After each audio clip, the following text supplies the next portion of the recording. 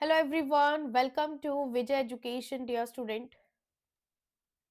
आज हम बहुत ही इम्पोर्टेंट बात करने वाले हैं कि अगर आप मध्य प्रदेश से पोस्ट बेसिक बीएससी नर्सिंग करना चाहते हैं तो बिल्कुल आप अपने आप को तैयार कर लीजिए, क्योंकि एमपी में post basic BSc nursing entrance का जो एग्जाम है वो जून में लगने वाला है। राइट। अब बात आती है कि मैम, एमपी से हम पोस्ट बेसिक बीएससी नर्सिंग करने वाले हैं तो हमें तो इनको इन्फॉर्मेशन ही रही है कि एग्जाम जो है वो कैसे होगा, एग्जाम कौन करवाएगा, इंफॉर्मेशन कहाँ पर आएगी, क्या सिलेबस रहेगा और कौन कौन से स्टूडेंट्स जो है वो एमपी से पोस्ट बेसिक बीएससी नर्सिंग करने के लिए एलिजिबल है। तो बिल्कुल हम आज के इस सेशन में कंप्लीट ए से लेकर जेड तक कंप्लीट इंफॉर्मेशन जानेंगे कि अगर आप एमपी से पोस्ट बेसिक बीएससी नर्सिंग करना चाहते हो तो आप बिल्कुल सही जगह पर हो। ये इंफॉर्मेशन आप सभी स्टूडेंट्स के लिए। मैं आप सभी को क्लियर कर दूं कि Madhya Pradesh employ selection board जो है वो पोस्ट बेसिक बीएससी नर्सिंग का एंट्रेंस एग्जाम जो है वो कंडक्ट करवाता है। पहले इसको दैट इज VYAPAM जो है वो कंडक्ट करवाता था पहले इसको, लेकिन हम बोल सकते हैं कि यही एमपी दैट इज MPESB का पुराना नाम था। ठीक है। ये एग्जाम जो है वो कंडक्ट करवाता था, लेकिन अब हम इस एग्जाम को क्या बोलते हैं, अब इस एग्जाम को जो Madhya Pradesh employ selection board के नाम से इस एग्जाम को जाना जाता है। डियर डेफिनेटली अब बात करें कि ये जो कोर्स है ये कितने कितने ईयर्स का रहेगा। इस कोर्स की जो ड्यूरेशन है, ठीक है, वो है 2 ईयर्स का। कि अगर आपने जीएनएम कर रखा है तो आप अगर चाहते हो कि हम पोस्ट बेसिक बीएससी नर्सिंग भी कर ले तो आपको 2 ईयर्स जो है वो यहाँ पर आपको देना पड़ेगा इस एग्जाम को, मतलब इस कोर्स को करने के लिए। राइट।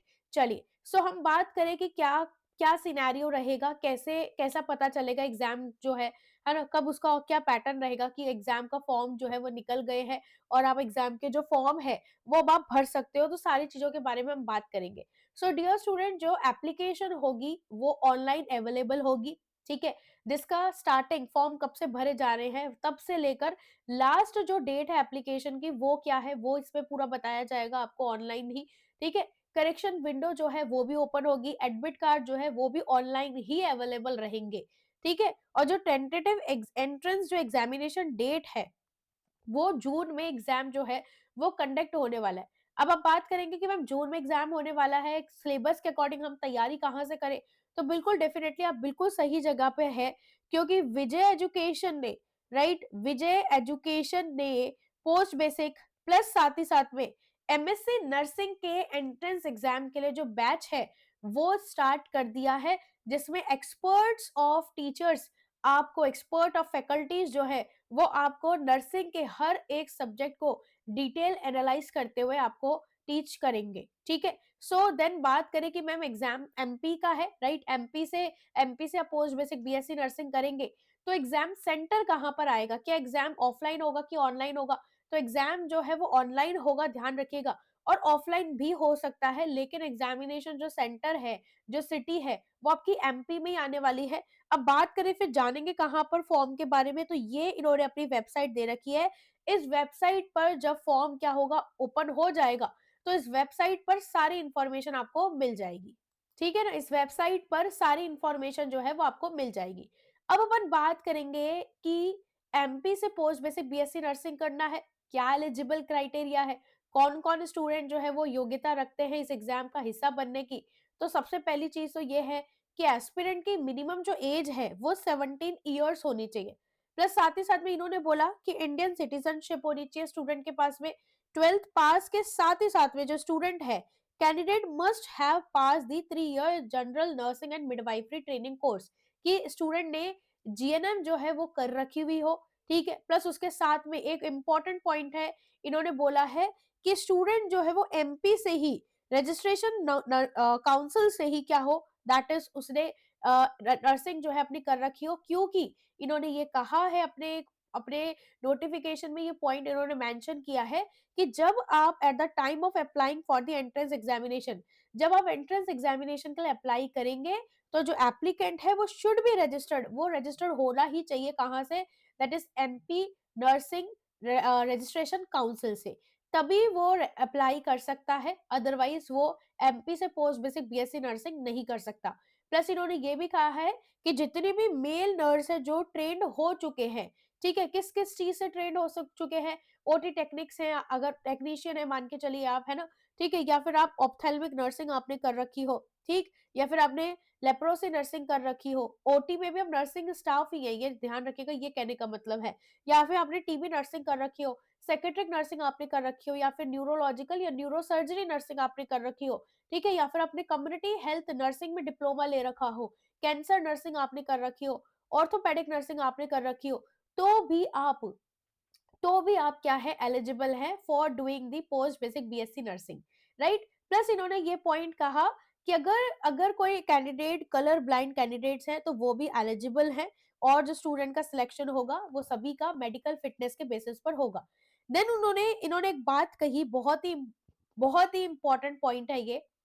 इन्होंने कहा, किसने कहा, that is MP board selection ने ये कहा है कि अगर कोई स्टूडेंट गवर्नमेंट कॉलेज में अगर पोस्ट बेसिक बीएससी नर्सिंग करना चाहता है, ठीक है, और वो कहीं ना कहीं कोई नर्स रेगुलर नर्सिंग एम्प्लॉय अगर वो रह रहा है, तो क्या वो पोस्ट बेसिक बीएससी नर्सिंग कर सकता है क्या?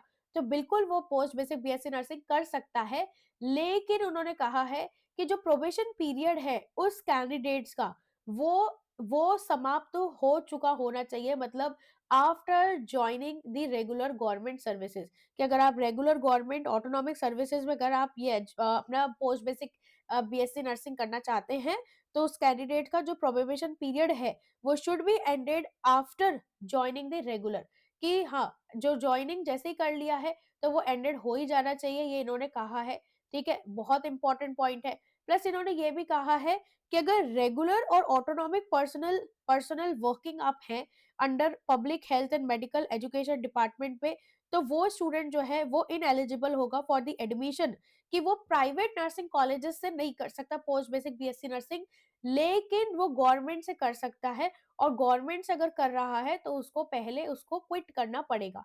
प्लस इन्होंने ये भी कहा है कि अगर आप ट्रेनिंग लेते हो गवर्नमेंट नर्सिंग कॉलेज में, ठीक है, आप इसमें सिलेक्ट हो जाते हो गवर्नमेंट नर्सिंग कॉलेज में, तो उन्होंने कहा है कि जो पर्सन है वो शुड बी रेगुलर होना चाहिए, ठीक है, ध्यान रखिएगा, है ना। एंड इन्होंने ये भी बोला है कि should be currently serving and should have completed 5 years of continuous services, कि अगर नहीं छोड़ना चाहता है वो स्टूडेंट अपनी जॉब को, तो एटलीस्ट 5 साल का कंटिन्यूअस सर्विसेज उसने दी हुई हो, तो उसके बाद में वो एज अ कंटिन्यूइंग एजुकेशन के रूप में, ठीक है, कंटिन्यूइंग एजुकेशन के रूप में वो वर्क जो है वो कर सकता है। प्लस इन्होंने बोला है कि जो स्टडी लीव्स है will be granted as per the rules of general administration department, कि जो जनरल एडमिनिस्ट्रेशन डिपार्टमेंट है उसके अकॉर्डिंग स्टूडेंट्स को लीव जो है वो दी जाएगी। प्लस इन्होंने कहा है कि only the leave available in the leave account of the employee at the time of application will be sanction and the remaining period will be unpaid. ठीक है, इन्होंने कहा कि अगर कोई स्टूडेंट ऑलरेडी कहीं पर पोस्टेड है, मानो गवर्नमेंट किसी हॉस्पिटल में पोस्टेड है, तो उन्होंने कहा है कि लीव तभी दी जाएगी जब वो एप्लीकेशन देंगे और वो सैंक्शन होगी तभी लीव दी जाएगी, अदरवाइज अगर सैंक्शन नहीं हुई है तो स्टूडेंट को अनपेड ही रखा जाएगा। क्लियर है? ये बहुत इन्होंने इंपॉर्टेंट पॉइंट बताए। प्लस इन्होंने ये भी कहा है कि after joining the government services, जैसे आपने कोई गवर्नमेंट सर्विसेज ज्वाइन किया है, तो all education qualification related to nursing should have been completed only after obtaining the departmental permission. आप तभी कर सकते हो जब आपको डिपार्टमेंट से परमिशन दी जा रही है, ठीक है, तभी आप कर सकते हो। देन इन्होंने बोला कि अगर आप प्राइवेट नर्सिंग कॉलेज से पोस्ट बेसिक बीएससी नर्सिंग करना चाहते हो, तो आपके लिए आपको अब कौन-कौन से पॉइंट ध्यान रखने हैं, अगर आप गवर्नमेंट से नहीं कर रहे हो, तो उन्होंने बोला है admission to private public colleges will be done only from the list of candidate selected in the result. ठीक है, वही कर सकते हैं जो पोस्ट बेसिक बीएससी नर्सिंग के लिस्ट में आए हैं। ठीक है, ये इन्होंने कहा है। जैसे अगर मान के चलो 2026 में अगर आप एंट्रेंस एग्जाम दे रहे हो, उस लिस्ट में आपको प्राइवेट कॉलेज मिला है, तो आप आराम से कर सकते हो। प्लस इन्होंने कहा कि आप रेगुलर और ऑटोनॉमिक पर्सनल वर्किंग है अगर आप किसी भी पब्लिक हेल्थ या मेडिकल एजुकेशन डिपार्टमेंट में, तो आप इनएलिजिबल रहोगे। आप प्राइवेट कॉलेज से आप नहीं कर सकते। अगर आप करना चाहते हैं, तो आपको पहले वो क्विट करना पड़ेगा, ये इन्होंने कहा है। प्लस इन्होंने ये भी बोला है कि जब भी कोई भी कैंडिडेट ऑनलाइन एप्लीकेशन लगाएगा, तो स्टूडेंट के पास में 10th की मार्कशीट होनी चाहिए, 12th की मार्कशीट होनी चाहिए, जीएनएम की मार्कशीट होनी चाहिए, प्लस लाइव रजिस्ट्रेशन होना चाहिए एमपी का, ठीक है? प्लस ऑर्डर ऑफ टर्मिनेशन होना चाहिए किसका? प्रोबेशन पीरियड का, अगर आप पहले कहीं पर काम कर रहे हैं तो, ठीक है? ये इन्होंने कहा है। ठीक है ना? ये ध्यान रखना, ये बहुत इंपॉर्टेंट पॉइंट है। सो अगर आप तैयार हैं कि मैम हम बिल्कुल फ्री हैं और हम इन सब चीज़ों में बाउंड नहीं हैं, तो आप बिल्कुल पोस्ट बेसिक बीएससी नर्सिंग अपना इस एंट्रेंस एग्ज़ाम में आप हिस्सा लीजिए। 2 इयर्स का कोर्स है जो आपकी बेसिक क्वालिफ़िकेशन को, बेसिक एजुकेशन को और एनहांस कर देता है। प्लस इन्होंने ये भी बोला है कि जो क्वालिफ़ाइड या जो रिज़र्वेशन कैंडिडेट्स हैं, उनके पास में कास्ट सर्टिफ़िकेट होना चाहिए, डोमिसाइल सर्टिफिकेट होना चाहिए, ठीक है? और ईडब्ल्यूएस अगर आप कैंडिडेट हैं तो आपके पास उसका सर्टिफिकेट होना चाहिए, या फिर किसी भी प्रकार का कोई भी डिसेबिलिटी है तो उसका भी सर्टिफिकेट होना चाहिए। अब अपन बात करते हैं कि एग्जामिनेशन जो सिलेबस है वो क्या रहेगा इस एग्जाम का। तो एग्जामिनेशन जो सिलेबस है अगर बात करें, है ना? एक पहले तो एग्जामिनेशन की बात कर लेंगे, फिर हम सिलेबस की बात करेंगे। तो इसके बारे में हम बात कर लेते हैं, बहुत इंपॉर्टेंट है। जो एग्जामिनेशन है वो 120 मिनट्स का लगेगा, जिसमें बोर्ड ऑफ एग्जामिनेशन जो है वो एमसीक्यू रहेंगे, ठीक है? जिसमें नंबर ऑफ क्वेश्चन जो रहेंगे वो कितने रहेंगे? 100, है ना? हर एक क्वेश्चन जो है 1 नंबर का होगा, कोई नेगेटिव मार्किंग नहीं है। जो मीडियम ऑफ एग्जामिनेशन होगा उसमें हिंदी और इंग्लिश दोनों ही भाषाओं में क्वेश्चन जो है वो देखने को मिलेगा। ठीक है?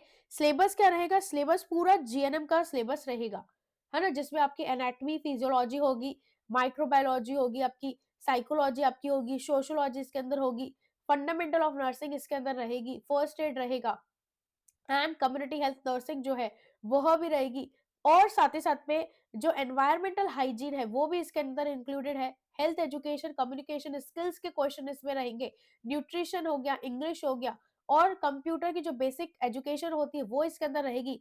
एमएसएन फर्स्ट और सेकंड दोनों रहेंगे, mental health nursing first and second रहेगा, चाइल्ड हेल्थ नर्सिंग रहेगा, ओबीजी सब्जेक्ट रहेगा, that is midwifery and gynaecological nursing, ठीक है ना? ये ध्यान रखिएगा, नर्सिंग एजुकेशन इसके अंदर रहेगी, रिसर्च स्टैटिस्टिक्स इसके अंदर रहेगी, और साथ ही साथ में प्रोफेशनल ट्रेंड्स एंड एडजस्टमेंट इसमें रहेंगे, और नर्सिंग एडमिनिस्ट्रेशन और वार्ड मैनेजमेंट जो आप जीएनएम में पढ़ते हो वो भी इसके अंदर रहेगा। ठीक है? तो ये सारे सब्जेक्ट जीएनएम में जो आपने पढ़े हैं वो सारे के सारे आपके post basic BSc nursing entrance exam में आपको 100 क्वेश्चन के अंदर आपको इन सभी का मौजूदगी जो है वो आपको देखने को मिलेगी। अब तैयारी कहाँ से करें? तो बिल्कुल विजय एजुकेशन के ऐप को आप डाउनलोड कर सकते हैं, और वहां पर आप जाकर post basic BSc nursing entrance जो बैच है, राइट, उसमें आप अपना हिस्सा ले सकते हैं, क्योंकि वो बैच आपके एग्जाम को बहुत आसान बना देगा, क्योंकि एक्सपर्ट्स ऑफ टीचर पढ़ा रहे हैं। अब बात करें कि मैम हमने एग्जाम दे दिया, कितना मिनिमम क्वालिफिकेशन मार्क्स हमें चाहिए जिससे जिससे हमारा जो सिलेक्शन है वो हो जाए, हमें गवर्नमेंट मिल जाए। तो मिनिमम की बात कर रहे हैं, रैंक के अकॉर्डिंग गवर्नमेंट मिलेगा वैसे तो ध्यान रखिएगा, तैयारी बहुत अच्छे से करनी है। तो जनरल वाले 50 परसेंटाइल होने चाहिए, है ना? जनरल पीडब्ल्यूडी वाले जो एस्पिरेंट्स हैं वो 45 परसेंटाइल होने चाहिए। एससी, एसटी और OBC 40 percentile, SC, ST, OBC, PWD 40 percentile, ये मिनिमम मार्क्स है। अगर अगर इनसे कम आते हैं तो आप एलिजिबल नहीं रहोगे। So this is the all about कि आपको ध्यान रखना है कि एमपी में post basic BSc nursing entrance का जो एग्जामिनेशन कंडक्ट होगा वो जून में कंडक्ट होगा। कब कंडक्ट होगा? जून में कंडक्ट होगा। So here is a opportunity कि अगर आपने जीएनएम कर लिया है और अब आप एमपी से पोस्ट बेसिक बीएससी नर्सिंग करना चाहते हो, so this is the best opportunity कि आप भी विजय एजुकेशन का हिस्सा बन सकते हैं, परिवार का हिस्सा बन सकते हैं, और अपनी तैयारी को एक नंबर पर ले जा सकते हैं, जिससे आपके लिस्ट में आपको टॉप जो कॉलेजेस हैं एमपी के गवर्नमेंट कॉलेजेस हैं वो आपको मिल जाए। सो डियर स्टूडेंट, इसी तरीके से आप सभी सभी स्टूडेंट्स आप विजय एजुकेशन के परिवार का हिस्सा ऑलरेडी हो ही, क्योंकि आप क्लास देख रहे हो तो आप बिल्कुल आप इस हिस्सा हो। सो इसी तरीके से आप बने रहिएगा। आपका अपना खुद का एक प्लेटफ़ॉर्म जो आपको बहुत-बहुत शानदार तरीके से तैयारी करवा रहा है, क्योंकि थाउज़ेंड्स ऑफ स्टूडेंट जो है वो अब बहुत लंबे समय से हमारे साथ में जुड़े हुए हैं। जब बीएससी नर्सिंग का उन्होंने सोचा भी नहीं था, उससे पहले से जुड़े हुए हैं स्टूडेंट्स काफ़ी सारे, एंड देन उसके बाद में उनको बताया गया कि बीएससी नर्सिंग का कितना इम्पोर्टेंस है, राइट? है ना? क्या-क्या स्कोप्स हैं। फिर उन्होंने बीएससी नर्सिंग के लिए गवर्नमेंट कॉलेज जो है उसको प्राप्त किया और उसके बाद में नर्सिंग करते हुए भी हमारे साथ में हिस्सा बने रहे, विजय एजुकेशन का हिस्सा बने रहे और अब अपनी हायर एजुकेशन की ओर वो जा रहे हैं। सो इसी तरीके से आप सभी बने रहिएगा विजय एजुकेशन के साथ में। Thank you so much student for watching. जय हिंद, जय भारत।